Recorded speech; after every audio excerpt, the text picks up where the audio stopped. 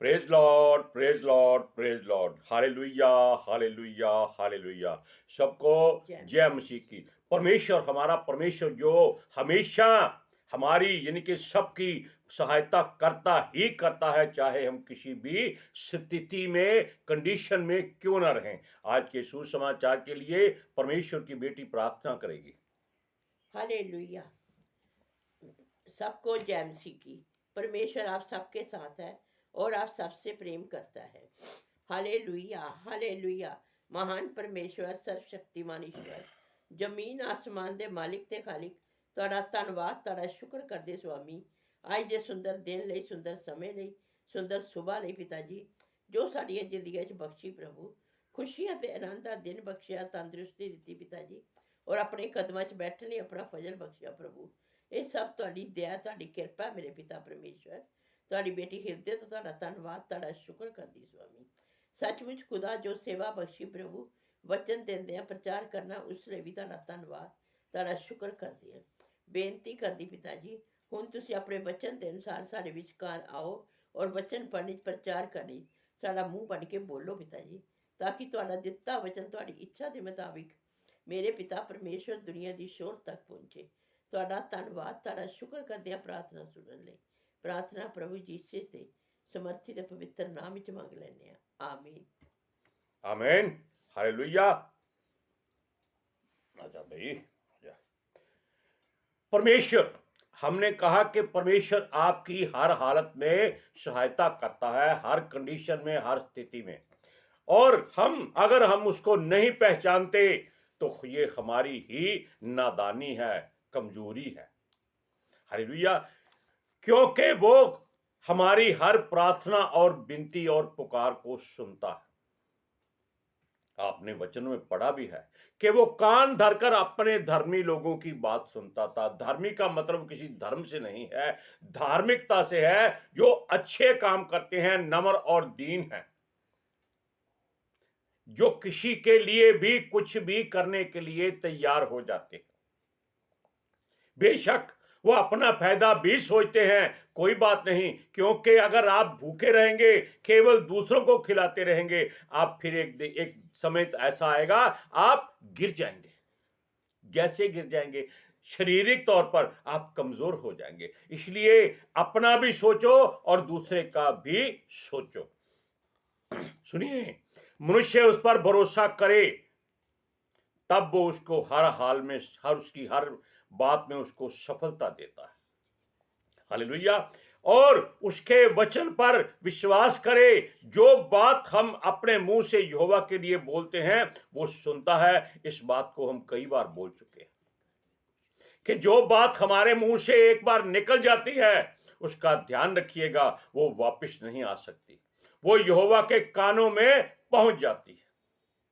चाहे हम ठट्ठा करें, चाहे हम आंसू बहाकर दुआ करें, या किसी के लिए हृदय से चंगाई मांगने के लिए दुआ करें, लेकिन अगर हम किसी का बुरा सोचते हैं तो वो परमेश्वर नहीं सुनता, वो दूसरा सुनता है। परमेश्वर उसको ऐसे उसकी तरफ कर देता है और वो उसको उसका फिर फल देता है। दोनों बातों में ध्यान रखिएगा कि अगर आप किसी का बुरा सोचकर परमेश्वर से मांगते हैं तो परमेश्वर उस बात को शैतान की ओर भेज देता है। दे भाई, तेरा ग्राहक आ गया, तेरा कस्टमर आ गया, प्रसन्न हो जा, तो वो प्रसन्न हो जाता है। हालेलुया। एक बार यीशु मसीह से शैतान ने कहा, पतरस और उसके साथियों को मुझे दे, मैं इनको गेहूं की तरह फटकूं, इनका इम्तिहान लूं। तब यीशु ने पता क्या कहा पतरस से? हे पतरस, हे शमौन, तुझे शैतान ने मांग लिया था कि तुझे गेहूं की तरह फटके, पर मैंने उससे विनती की। देखो, अपने सेवक के लिए, अपने साथी के लिए, अपने मित्र के लिए यीशु मसीह को उसके लिए प्रार्थना करनी पड़ी, इसको छोड़ दे। क्यों? अगर ये टूट गया तो मेरा काम रुक जाएगा। कितनी बड़ी बात है कि परमेश्वर खुद कहता है, क्या कहा उसने? विनती की है कि इनको छोड़ दे। हालेलुया। अब देखिए, यहोवा के लिए जो भी हम अपने मुंह से बोलते सुनता है, उत्तर भी देता है। जब याकूब ने परमेश्वर से विनती की, कब? जब वो रास्ते में अपने ननिहाल को जा रहा था, वहां किसी एक ऐसे नगर में जहां सुनसान इलाका था, वो पत्थर नीचे रख के सो गया, थक गया, अकेला था। तब रात को हमने आपको बताया था, परमेश्वर ने उसको सीढ़ी दिखाई जहां पर वो स्वर्गदूतों को देख रहा था, उतरते और चढ़ रहे थे, और ऊपर परमेश्वर खड़ा हुआ था। उसे कहता था, मत डर, मैं तेरे साथ हूं, और ये भूमि जिस पर तू लेटा हुआ है, ये तुमको देता, तेरे आने वाले वंश को देता। जहां कहीं तू जाएगा, मैं तेरी सुरक्षा करूंगा। तब उसने क्या कहा कि अगर तू मुझे रोटी दे, कपड़ा दे, आने जाने में बचाव कर। इतनी बात सुनने के बाद भी वो ऐसी बात कहता है बेविश्वासियों वाली, तो मुझे अपने घर में वापस भी सुरक्षा से लेके आना। देखो, तब उसने क्या किया? उसने कुछ नहीं किया।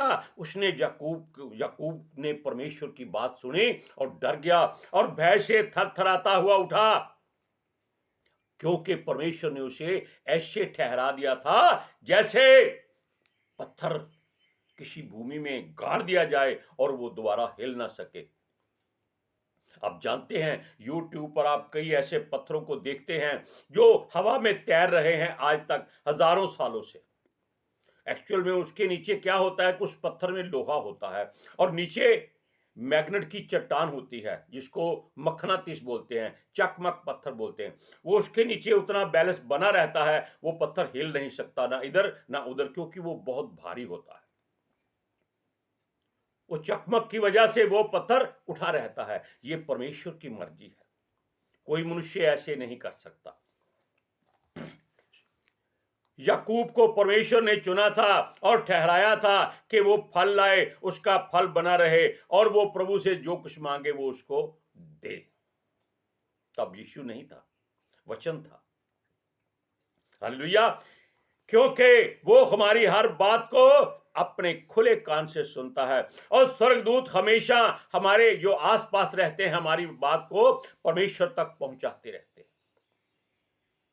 आप बीमार हैं, हाय हाय करी जाएंगे तो परमेश्वर अपना कान बंद कर देगा। क्यों? वो केवल आपको हर हाथ में कैसे देखना चाहता है, प्रभु मैं तेरा धन्यवाद करता हूं। तो प्रभु कहता है, तंदुरुस्त हो जा, फिर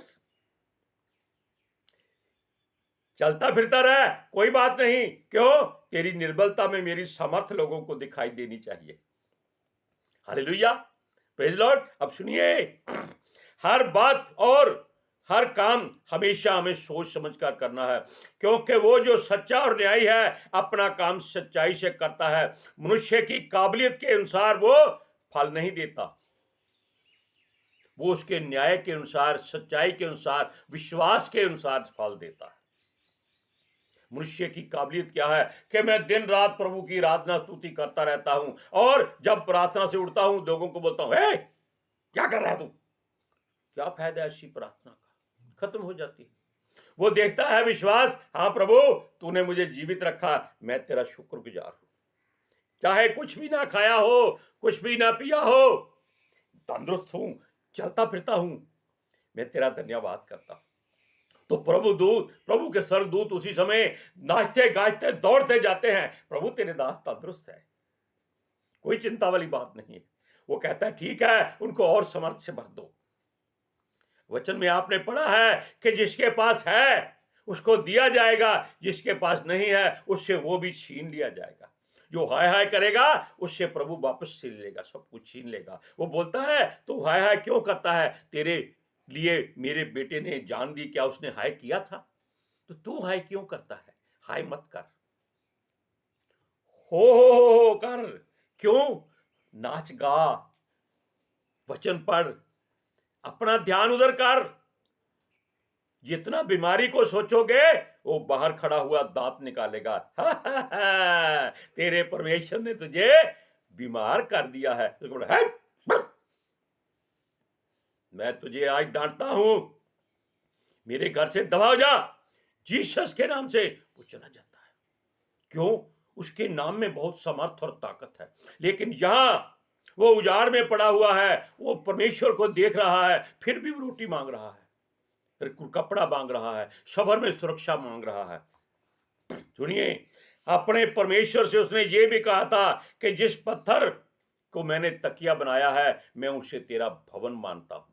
और उसने उसको मिट्टी में गाड़कर उस पर सरसों का तेल या जैतून का तेल या जो भी बढ़िया तेल वो तब होता था, वो उसने डाल दिया। क्यों? वो तेल हमेशा अभिषेक किया हुआ अपने पास रखते थे। हालेलुया। और उसे कहा कि ये मैं तेरा भवन का प्रतीक मानकर इसको यहां गाड़ देता और इस जगह का नाम मैं बेतेल रख देता, भरा हुआ तेल से। हालेलुया। और सुनिए, उसने यह भी कहा कि यहोवा से जो वो पाएगा, जो यहोवा देगा उसको उसका दशमांश देगा। देखो, उसको लालच दे रहा है परमेश्वर को कि पहले उससे लेगा फिर उसको वापस देगा। ये नहीं कहता कि जो तूने मुझे दिया है मैं तेरा उसका दशमांश तुझे दूंगा। हालेलुया। क्यों? कभी नहीं, परंतु वो मांगने वाले और पाने वाले की सोच और नीयत पर ध्यान रखता है और विश्वास को देखता है, क्योंकि पूरा दशमांश ये देगा या नहीं देगा। आप वचन को पढ़िए, उत्पत्ति की पुस्तक 28 अध्याय उसकी 18 से 19 तक। भोर को याकूब उठा और अपने तकिए का पत्थर लेकर उसका खंभा खड़ा किया और उसके सिरे पर तेल डाल दिया। उसने उस स्थान का नाम बतेल रखा, पर उस नगर का नाम पहले लूज था। तब याकूब ने इस मन्नत मानी, यदि परमेश्वर मेरे संग रहकर इस यात्रा में मेरी रक्षा करे और मुझे खाने के लिए रोटी और पहनने के लिए कपड़ा दे। सुनिए, वचन के अनुसार पत्थर की बात आ गई है। राजमिस्त्रियों ने जिस पत्थर को निकम्मा ठहराया था, वही कोने का सिरा हो गया और वो जाकर परमेश्वर के दैनी ओर रख दिया गया। कहां? परमेश्वर के दैनी ओर। वो कौन था? वो यीशु मसीह था। लेकिन हम यहां केवल थोड़ी देर के लिए पत्थर की बात करते हैं कि पत्थर क्यों आता है हर काम में। वैसे तो हमारे मनों पर पत्थर पड़े हुए हैं, हमारे हृदयों में पत्थर पड़े हुए हैं, हम उनको उठाते नहीं हैं, निकालते नहीं हैं। हम केवल यही सोचते हैं कि ये भार परमेश्वर ने दिया है, जबकि हम इसको अपनी चिंताओं के पत्थर कह सकते हैं। हालेलुया। सुनिए, वो पत्थर यहोवा तैयार करता है जो वो अपने पास ले जाता है। हमको उसने पत्थर बनाया है ताकि हम पर संसार की किसी बात का असर ना हो। और अभी आपको बताया कि याकूब ने उस पत्थर पर तेल डाल दिया था, अभिषेक कर दिया था। ये संसार के वो सारे पत्थर समझ जाएं जो परमेश्वर ने चुने हुए हैं। जब भी यरदन के पार जाते थे, वो 12 पत्थर चुन लेते थे। उनमें से एक पत्थर हमारे कुल का भी। क्यों? हम भी इजरायली हैं, यहूदी हैं, बिन्यामीनी हैं, यहूदा के गोत्र से हैं। ये पत्थर ही है और परमेश्वर ने उस पर तेल डालकर हमको चिकना कर दिया है ताकि हम पर कोई संसार की किसी बात का असर ना हो सके। इस बात को अपने हृदय पर सुनहरी अक्षरों में लिख लो, जैसे यीशु के सीने पर सोने का पटका बंधा होता है। अब सुनिए, उस पत्थर के बारे में भी वचन कहा गया कि जो इस पत्थर पर गिरेगा वो चकनाचूर हो जाएगा। हुए ना सारे, लेकिन जिस पर यह पत्थर गिरेगा वो उसको पीस डालेगा। जब यीशु मर गया तब सबने कहा यह परमेश्वर का पुत्र था। बाद में क्या फायदा? पत्थर के नीचे दबकर आकर कह दिया, हाँ भाई, ये पत्थर सचमुच हम पर गिरा है, बहुत भारी है, हमने क्यों इसको छेड़ दिया। अब सुनिए, संसार के पत्थर, फरीसी, शास्त्री, ज्ञानवान, समझदार, ये सब के सब पत्थर हैं, इन पर किसी बात का असर नहीं होता। सुनिए, लाजर मर गया था, उसके ऊपर उन्होंने बहुत बड़ा पत्थर रख दिया था। क्यों? मुर्दा कहीं बाहर ना आ जाए। लेकिन वो तो जीवित था, यीशु जानता था। यीशु ने कहा इस पत्थर को हटा दो, ताकि उनके मन के विश्वास को मजबूती हो जाए कि आपने जीवित को मुर्दों में डाला हुआ है। इंतजार नहीं किया, कब्र में डाल दिया, वो गल सड़ गया उनकी नीयत से या उनके सोचने से, लेकिन यीशु जानता था कि वो जीवित है। वो सूबेदार की बेटी मर गई थी, यीशु ने क्या कहा, ये मरी नहीं सो रही है। लोग हे करने लगे जो रो रहे थे। अब देखिए, लाजर की कब्र का जो पत्थर हटा दिया, मरने के बाद उस पत्थर को एक तरफ रखा जाता है ताकि लोगों का विश्वास खुल जाए, उनके मनों से वो पत्थर हट जाए जो वो सोच रहे हैं कि यीशु कुछ नहीं कर सकता। यीशु सब कुछ कर सकता है।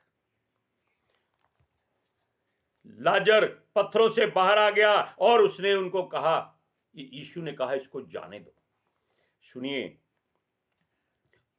आपने पहले सुना था याकूब ने भी परमेश्वर का एक भवन एक पत्थर को बना दिया था। अभी आपको हमने बताया, एक पत्थर लेकर जो उसने तकिया रखा था सिर के नीचे, उसने समझा कि ये पत्थर परमेश्वर ने ही उसको दिया था, ताकि उसके जो पत्थर में सपने थे उसके दिमाग में आकर, दिल में आकर, आंखों में आ जाए कि ये परमेश्वर का भवन है। और पत्थर पर तेल डालकर उसे परमेश्वर का भवन साबित कर दिया। वचन को पढ़िए, उत्पत्ति की पुस्तक 28 अध्याय उसकी 21 और 22 आयत में। और मैं अपने पिता के घर में कुशल सेफ लौट जाऊं तो यहोवा मेरा परमेश्वर ठहरेगा, और ये पत्थर जिसका मैंने खंभा खड़ा किया है परमेश्वर का भवन ठहरेगा। और जो कुछ तू मुझे दे उसका दशमांश मैं अवश्य ही तुझे दिया करूंगा। अब देखिए, फिर आएगा पत्थर।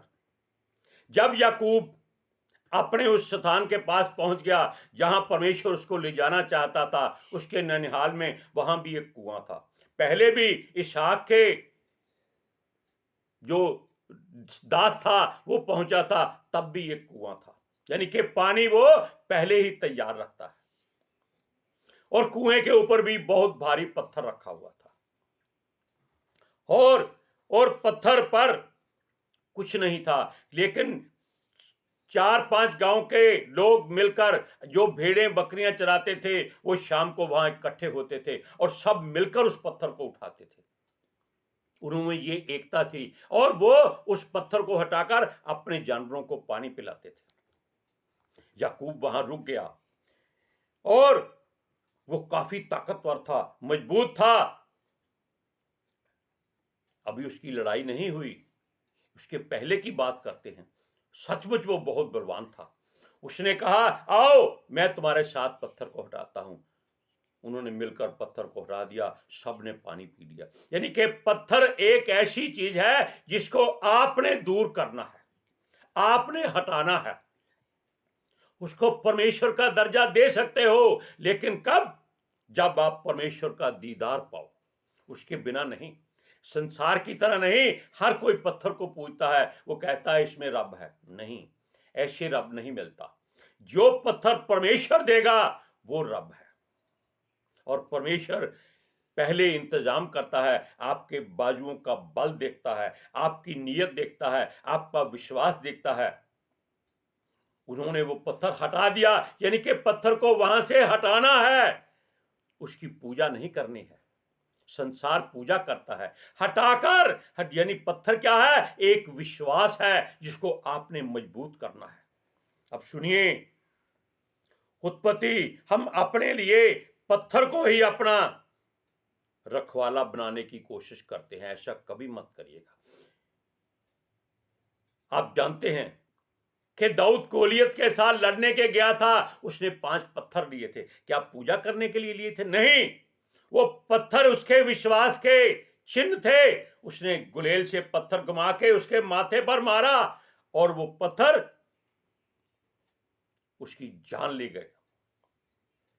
गोलियत जो 9 फीट लंबा था। अब देखिए, ये समुंदर भी पत्थरों से भरा पड़ा है। हम लोग अपने हर काम को पत्थर से ढक देते हैं, जबकि परमेश्वर ने नदियां, नाले, समुद्र बनाया है, किसी पर पत्थर नहीं रखा। पत्थर रखो, उसमें डूब जाता है। पत्थर कभी नहीं तैरता, पत्थर कभी पूजा के लायक नहीं है। पत्थर आपका मन और आपका विश्वास है। आप इसको हटा दीजिए, आप परमेश्वर के नजदीक आ जाएंगे। आपका मन पत्थर हो चुका है। अब सुनिए, उत्पत्ति की पुस्तक 29 अध्याय उसका 10वां वचन। याकूब ने अपने मामा लबान की बेटी राहेल को और उसकी भेड़ बकरियों को देखा, तो निकट जाकर कुएं के मुंह पर से पत्थर को लुढ़काया और अपने मामा लबान की भेड़ बकरियों को पानी पिलाया। कितना बलवान होगा वो। अगर पत्थर को पूजना है तो वो उसको उठाता नहीं, उसके आगे दुआ करता, पत्थर जी हट जाओ। मारा उसने अपने बाजुओं के बल से उठाकर पत्थर को एक तरफ। यानी कि उसके अंदर विश्वास इतना था। हम बताएंगे कि यही मनुष्य परमेश्वर के स्वर्गदूत से लड़ा था। एक बार बता भी चुके, हजारों लोग बता चुके। सुनिए, आज के सुसमाचार के लिए परमेश्वर की बेटी प्रार्थना करेगी। Hallelujah. Thank you Jesus, thank you Lord, thank you पिता आत्मा जी। ਤੁਹਾਡਾ ਧੰਨਵਾਦ, ਤੁਹਾਡਾ ਸ਼ੁਕਰ ਕਰਦੇ ਸੁਆਮੀ, ਸਾਡੇ ਵਿਚਕਾਰ ਆਉਣ ਲਈ, ਬਚਨ ਪੜ੍ਹਨ 'ਚ, ਪ੍ਰਚਾਰ ਕਰਨ 'ਚ, ਸਾਡਾ ਮੂੰਹ ਬਣ ਕੇ ਬੋਲਣ ਲਈ ਪਿਤਾ ਜੀ। ਤੁਹਾਡੀ ਬੇਟੀ ਹਿਰਦੇ ਤੋਂ ਤੁਹਾਡਾ ਧੰਨਵਾਦ, ਤੁਹਾਡਾ ਸ਼ੁਕਰ ਕਰਦੀ ਸੁਆਮੀ। ਸੱਚਮੁੱਚ ਖੁਦਾ, ਤੁਹਾਡਾ ਦਿੱਤਾ ਵਚਨ ਤੁਹਾਡੀ ਇੱਛਾ ਦੇ ਮੁਤਾਬਿਕ ਮੇਰੇ ਪਿਤਾ ਪਰਮੇਸ਼ਵਰ ਦੁਨੀਆ ਦੀ ਸ਼ੋਰ ਤੱਕ ਪਹੁੰਚੇ, ਲੋਕ ਸੁਣਨ ਔਰ ਸੱਚਾਈ ਨੂੰ ਜਾਣਨ ਔਰ ਸੱਚਾਈ ਉਹਨਾਂ ਨੂੰ ਆਜ਼ਾਦ ਕਰੇ ਪਿਤਾ ਜੀ। ਮੈਂ ਤੁਹਾਡਾ ਧੰਨਵਾਦ, ਤੁਹਾਡਾ ਸ਼ੁਕਰ ਕਰਦੀ ਹਾਂ ਸੁਆਮੀ। ਔਰ ਤੁਹਾਡੇ ਬੱਚੇ ਹਮੇਸ਼ਾ ਤੁਹਾਡੀ ਸ਼ਾਂਤੀ और ਤੁਹਾਡੇ अनुग्रह ਵਿੱਚ बने रहन। आमीन। आमीन। पत्थर को आप अपने बैठने का स्थान बनाइए। अपने मन को पत्थर मत कीजिए कि ये परमेश्वर है, नहीं। अपने विश्वास के पत्थर को तोड़ दीजिए और परमेश्वर के नजदीक आ जाइए। वो आपको हर सुविधा प्रदान करेगा। Hallelujah, praise Lord. सबको जय मसीह की।